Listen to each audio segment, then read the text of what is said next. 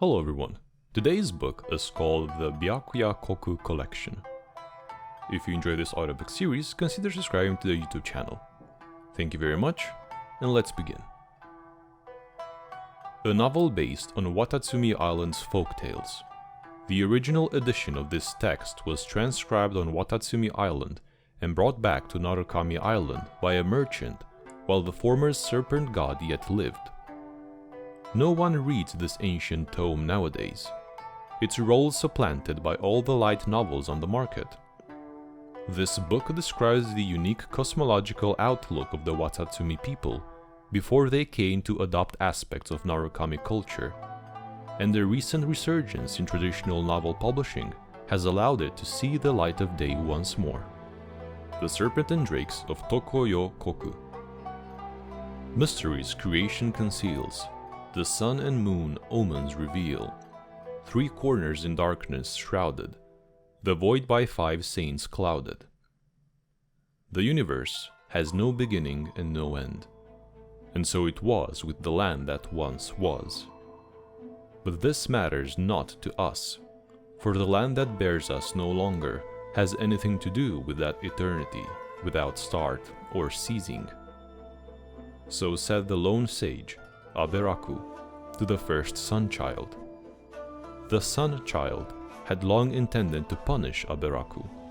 Summoning the sage before the throne in this manner was but an additional way of making things difficult for him before detaining him. Legend has it that Aberaku was opened up to wisdom by Tokoyo Okami, and was thus able to bring light to Enkanomiya, which had till then never seen the sun. But the sun-child grew jealous of his talents, thus imprisoning him for life. Yet these children of the sun never considered that had Aberaku not created that underground star, they would never have existed in the first place. The origin of heaven and earth is like the chicken and egg, and are not dragons and snakes kin. No sooner had the sage Aberaku uttered these words, that he was overthrown by troops lying in ambush. At that time, Enkanomiya had only just been bought some room to breathe by the appearance of the sun. The dragon heirs loved the dark and shunned the light, and thus could no longer act with impunity. The days when the dragon heirs would rampage and graze upon humanity like so much grass had, at last come to an end, for the people of Enkanomiya finally had the means to resist. Yet it came to pass that the flaws of human nature would rear their ugly heads even before such outside threats could be quelled. The people chose a sun-child, crowned him king, and worshipped him, and yet he ruled with a brutal hand, framing the righteous. Unnumbered years would pass before a young child of Enkanomiya would make a wager with his peers. Alone, he would dive beyond the three corners, evading the trail of the dragon heirs in search of a dragon bone flower. But what he found instead within a great cavern was a mighty serpent, one he had never seen before. Somehow, as he gazed upon the serpent's titanic form, the child felt no fear, but instead a kind of kinship. I am the profane serpent. Though my servants are numberless, not one mortal now dwells in my shadow. That I have fallen to this realm, that we should meet. Perhaps this is fate. You are not one of my people, but you are human nonetheless. Speak your desire, and I shall hear it. Could you then, perchance, become our god? Thus did they, human and serpent, go forth to face the royal authority of the sun-child and the incursions of the dragon heirs beyond. Thus was the curtain raised on the turning of the tide. Volume 2. A chronicle that ordinary folk have been forbidden to read. The writing is a mix of fables and histories from the beginning of the world to the creation of the Dainichi Mikoshi. Before Sun and Moon. What we wish to record is the tale of how heaven's will took shape on the earth below. O heavenly gods, these creations are your works. Grant us divine wisdom. Let us endlessly record. When the doves held branches. When the eternal throne of the heavens came, the world was made anew. Then the true Lord, the primordial one, came forth and did battle against the 7 terrifying sovereigns, dragon lords of the old world. The primordial one created shining shades of itself, and the number of these shades was 4. On Phanes, or the primordial one. The primordial one may have been Phanes. It had wings and a crown, and was birthed from an egg, androgynous in nature. But for the world to be created, the egg's shell had to be broken. However, Phanes, the primordial one, used the eggshell to separate the universe and the microcosm of the world. 40 years after the held branches. 40 winters entombed the flames, and 40 summers churned the seas. The 7 sovereigns were vanquished, and the 7 nations submitted to the heavens. The primordial one, the great sovereign, began the creation of heaven and earth for our sake, that of its creations which it cherished most, who would soon appear upon this earth. 400 years after the held branches. The mountains and rivers were made, and the seas and the oceans accepted those who rebelled and those who would not kneel. The primordial one and one of its shades created the birds of the air, the beasts of the earth, and the fish of the sea. Together they also created flowers, grass and trees, before finally creating humans, our ancestors, numerous as the stars in the sky, uncountable as the sand on the shore. From that time, our ancestors made a covenant with the primordial one, and so entered into a new age. The year of the Ark's opening. The primordial one had a sacred plan for humans, as long as they were happy. It too rejoiced. The year after the Ark's opening. The people worked the land, and so came the first harvest. The people mined, and so reaped the first crop of precious ore. The people gathered, and the first poems were written. The year of Jubilee. If there was hunger, the heavens would bring down food and rain. If there was poverty, the earth would bring forth its riches. If melancholy were to spread, the heavens would reply with their voices. The one taboo was to succumb to temptation. But the path to temptation had already been sealed. The funerary year. The second throne of the heavens came, and war was rekindled, as it was in the world's creation.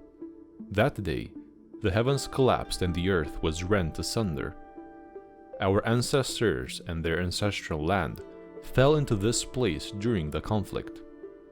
The era of darkness had begun. The first year of darkness. The people of the 7 sovereigns had found refuge in the oceans, and the dragon heirs of the death ruled this particular place, which led to war between them and our ancestors. Our ancestors chased them into the shadows with the light of 1,000 lanterns, and they hid in those shadows, hunting us. But there was only darkness in this place, and so their hunting grounds were untrammeled. The prayers of the people turned into lamentations, but the primordial one and its 3 other shining shades could not hear. The parable of the sun. In a dark cavern, there lived a group of people who had never seen the light. Among them was a sage who had once seen the sun, and he told the gathered folk about what life under the sun was like, and about the great might of the sun. Seeing that they did not comprehend, he lit a torch, and thus did people come to worship the flame, believing it to be the sun. They even got used to a life of darkness and fire. When the sage died, someone would monopolize the flame. Using it, they would cast a long shadow over the land. The parable of the Lethiad lotus, a lotus that caused all who look upon it to forget their troubles, A ship captain searching for the way back to the surface discovered a tribe of people who ate these lotuses. Some crew members stayed in that place. Others rejected that temptation. Life is a boundless ocean of suffering. We are only searching for the way home. The third year of darkness. We knew the only one who had not forsaken us as the ruler of time. She was the moment. She was every moment. She was the measure of 1,000 winds in the sun and the moon. She was every second of joy, every moment of rage, every instant of longing, every minute of obsession. She was every flash of delirium. We call her Kairos, or the ruler of the unchanging world. We dare not speak her true, secret name, and so I pen it here only once and in reverse. Toratsi. This is me speaking out of script. In reverse, it's Istaroth. Istaroth. I hope I pronounced that correctly. Okay, back to the script. The Year of Blindness. The sage Abrax's wisdom was awakened, and he unveiled a light-bringing miracle from within his hands. And so our ancestors began to build the Helios, with him as their leader. The Year of Sight, and the first year of sun and moon. Helios, the divine chariot of the sun, was finally completed. The white night came, and Evernight was banished. The years of the sun and moon had begun. The second year of sun and moon. Our ancestors sought the returning way, for surely the war on the surface had ended by then. But the primordial one, the first throne, had laid down a ban, preventing our ancestors from finding the path home. In that case, the primordial one must have defeated the second who came. Abrax was imprisoned by order of the Sun Child. The Parable of the Tree. The king's gardener and the tree spirit of the royal garden were in love, but the king wished to repair the beams of his pavilion, and so needed to cut down the trees with the most spiritual energy within it. The king was the incarnation of the primordial one, and the gardener could not defy the sovereign of sovereigns, and so he could only bring his plea to the king's priest, who was the incarnation of Tokoyo Okami. The priest had pity on the gardener and said to him, "Go and cut the branches of the spirit tree down." The gardener did so, and afterwards did as the king ordered, cutting the spirit tree itself down. Then the priest said, "Plant the spirit tree's branches in the ground." But the gardener said, "A spirit tree shall take 500 years to grow." The priest said, "Your one thought shall echo through eternity." And so the gardener planted the branches in his backyard. In an instant, the slim branches grow into a new tree, and the new tree's spirit was a continuation of the past one. For it is the God of moments who is able to take seeds from this moment into the past and the future. The 10th year of the sun and moon. Abrax is long gone. The events before the sun and the moon have been recorded sufficiently. Well, if I did not dare to write things down just as they happened, how could I consider myself a scribe of Tokoyo Okami? Hark, I hear armor without. Here I shall stop writing. Volume 3. This text records the geography and hydrology of Byakuyakoku. With the sealing of the depths and the immigration of the people of Watatsumi, as well as the passing of long years, this book is now useless. Hydrological studies in Byakuyakoku. The lands beneath the euphoric depths are vastly different from those on the surface, to the extent that all surface-derived common sense must be abandoned down below.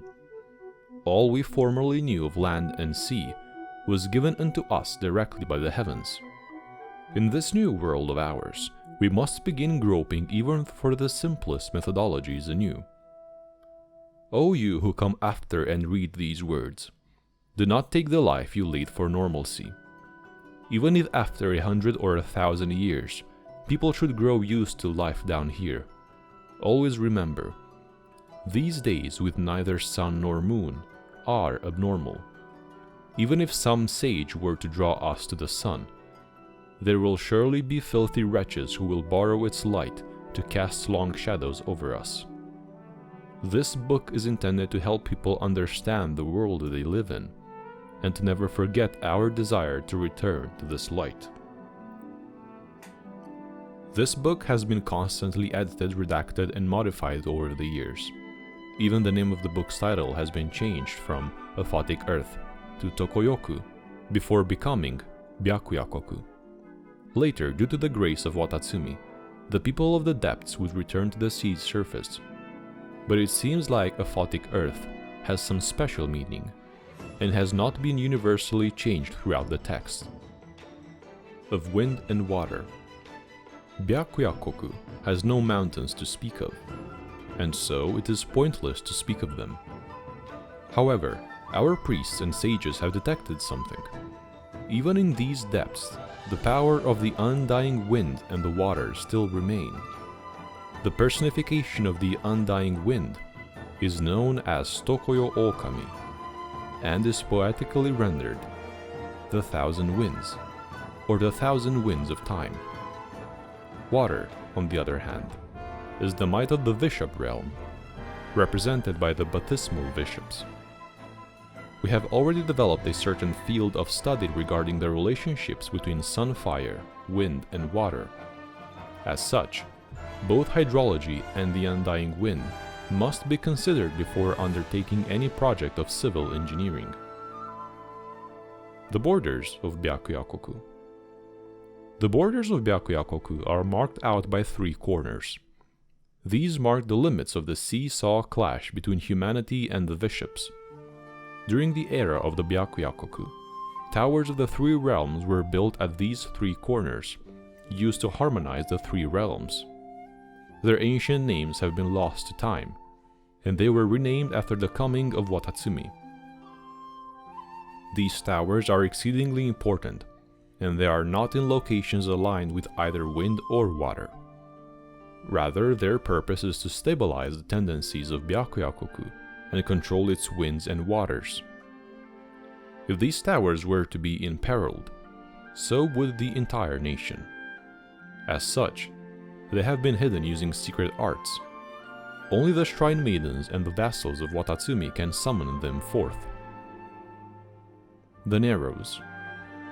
The Narrows were, in the earliest times, sandwiched between the mountain face and an area known as the Roundlands, thus earning that location its names.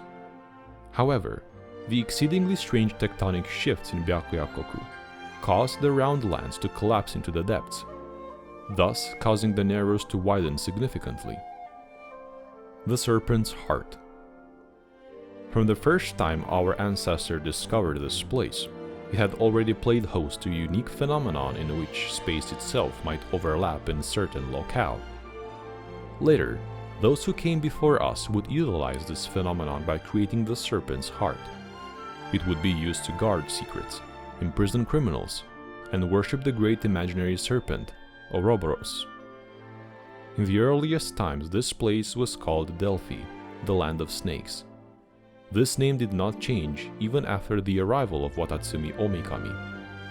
Ancient art depicts the scaleless serpent as Ouroboros, and the coral-adorned serpent as Orobashi. Dainichi Mikoshi. The earliest name of this place was Helios, and it was the high tower built by the sage Aberaku, standing for earth, the element between wind and water. According to prophecy, this was likely the sun that the sage displayed, used to light those lightless caverns. And just as those prophecies suggested, it was also later used to cast a great shadow over the nation. Volume 4. Experimental records of the Bathysmal bishops. No bishops were killed in the writing of these records. Bathysmal bishop experimental records. Effective today, all experiments regarding the dragon heirs will be directed by Watatsumi Omikami in person. All files preceding the founding year of the Watatsumi calendar have been destroyed. Dossier serial numbers shall no longer use the categories alpha, beta, gamma, delta, and epsilon, which use the ancient Watatsumi tongue. Instead, we shall use earth, water, fire, wind, ether, and void going forward. All quotes and notations are to be written within quotation marks. The following order of writing should be observed. File header serial number subject author. Author can be omitted, or their internal title within the research lab may be used. Usage of a researcher's ancient Byakuyakoku or Enkanomiya name or modern Watatsumi, Narukami, or Inazuman name is forbidden. These experimental records are not to be used for the writing of diaries, love letters, or fantasy novels. The dragon heirs, hereafter named Bathysmal bishops, or simply bishops, evolution is plain for all to see. We have tried lowering the temperature in the living environs of a young heat-resistant bishop. As a result, they were weaker once matured. We suspect that this is because its body did not possess the seed required to resist such an environment. However, its descendants would all possess high body fat, greater predilection towards sleep, and would express the cryo element. Please refer to the experimental data after the main text. The abnormal data derived from sample 3 is due to my assistant feeling sorry for the subject of the anti-hunger control group and feeding it surreptitiously. When we then placed their descendants into sweltering conditions, they would again choose, like their ancestors, the heat-resistance trait. However, none of them have developed traits indicative of the pyro element thus far. We do not have enough data to reach a conclusion at present, but we can make an educated guess that Bathysmal bishops have the ability to awaken their seed freely before maturation. Bishop mothers can also create new seeds to pass on to their descendants, should they encounter heretofore unseen challenging environments. It can be said that even before encountering us, the people of Enkanomiya, the Bathysmal bishops had already stored a veritable armory within their bodies. The results of the intelligence tests are astonishing. Through a screening process consisting of rewards and punishments, although previous research indicates that screening is unnecessary, bishops are, one and all, adapters per excellent. The linguistic capacities of bishops 4 generations down are starting to approach that of a 12-year-old human student. Perhaps it might be more accurate to say that bishops always had their own methods of communication, and what they are displaying here is their ability to learn. We believe that these experiments should be stopped. If not, we may yet be proven narrow-minded for having dismissed that last person who wrote a fantastical tale about the bishop people. Prophecy holds that the dragon sovereign of water will be born in a human form. We must not let this thing happen in Enkanomiya. All previous attempts at grafting have failed. Because they cannot accept Watatsumi Omikami's blood, the bishops will fall victim to various adverse effects. Perhaps they are not yet strong enough, but we cannot be sure. Indeed, according to our rationalized bishop evolutionary roadmap, we should have already bred the strongest bishop possible. The grafting can be considered a success. The rejection originates from the bishops having been beings of the light's realm, and thus being at odds with the human realm, of which Omikami and its choral vassals are a part. All experimental logs are closed. No experiment conducted here resulted in the death of any dragon heirs. They all lived to see the end of their days. Praise be to Watatsumi Omikami, gracious and beneficent. Volume 5. A puzzle book for children of ages 9 to 12. As a book from a transitory period, it uses Narukami-style names with Byakuyakoku subscripts. In the light beneath the shadow. Question 1. What walks on 4 feet in the early morning, 2 during the day, and 3 feet at night? Answer. A bishop who transforms into a person to attend a ball, then breaks one of its legs, and eventually ends up walking with a cane. Sages like this answer the most, and it is the children get it right almost exclusively. For adults, it always smells like a horrible conspiracy when a bishop turns into a human. According to a prophecy of old, the Dragon of Water, the ancient Lord of Bishops, will definitely descend in the form of a human. However, for children, the answer to the question indicates the possibility of mutual understanding. But it is not a good idea to make bishops sound adorable. Though such jokes defang the fear, they also lower the guard of the children.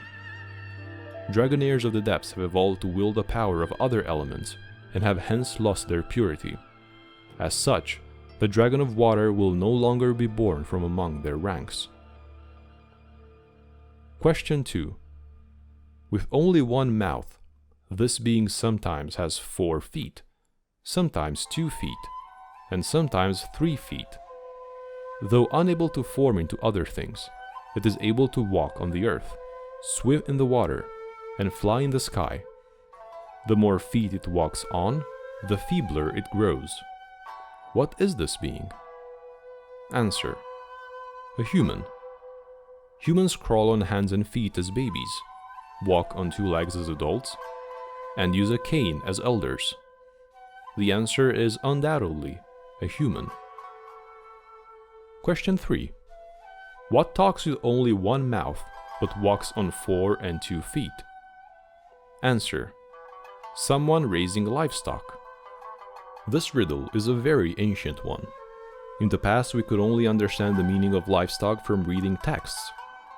4 legs refers to 4-legged animals like the ox, ors, and forested boar. After Byakuyakoku fell into the ocean depths, these animals died out within 2 generations due to a lack of habitable land and food. Since the arrival of Watatsumi Omikami, some of us have returned to the sea surface to build a home and interact with the people there. Therefore, we have been able to review the names of these animals. According to the vassal and the Omikami's prophecy, we shall all move back to the sea surface someday. So it is important to get these names right. Ox means cattle, ors means horse, and forested boar means forest boar. Question 4. Who are the 2 sisters who give birth to each other every day? Answer. Day and Night, or White Night and Evernight. This riddle is easy to understand. It alludes to the succession of day and night, which in Byakuyakoku means the cyclical White Night and Evernight under the control of the Dainichi Mikoshi. Though the land was in everlasting night before the Dainichi Mikoshi was built, the light of day that people had seen has remained unchanged.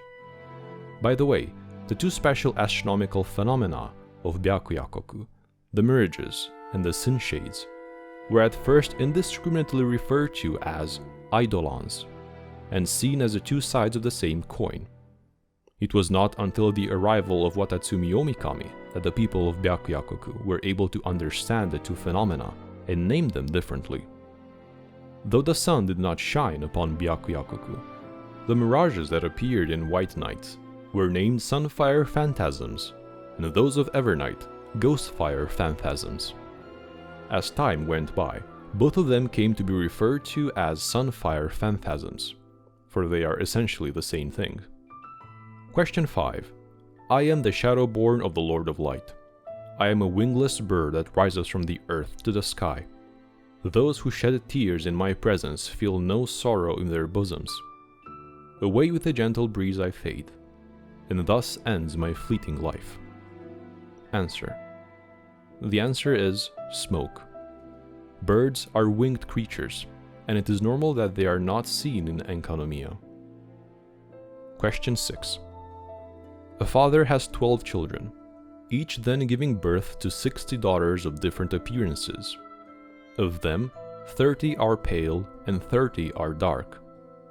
The whole family, knowing not death, will only fade away. Who is the father? Answer.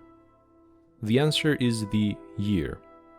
The people of Byakuyakoku may find the part about 60 pale or dark granddaughters a bit confusing, but everything will start to make sense once they crack question 4. There used to be a sequel to this riddle in ancient times. It roughly said that every granddaughter would give birth to 12 descendants, and each of them would then have 60 children. Every such child later would give birth to another 60, who would go on to have children of their own. This would continue until at last, all the offspring would together give birth to the one and only primordial child, Tokoyo Okami, the mother of 14 billion years. Watatsumi Omikame forbade people from spreading this riddle. Thank you very much for listening this far. I hope you enjoyed it. You have no idea how much trouble I had reading some of these names, especially Byakuyakoku. Must have re-recorded so many times. Anyway, thank you very much. I'll see you next time.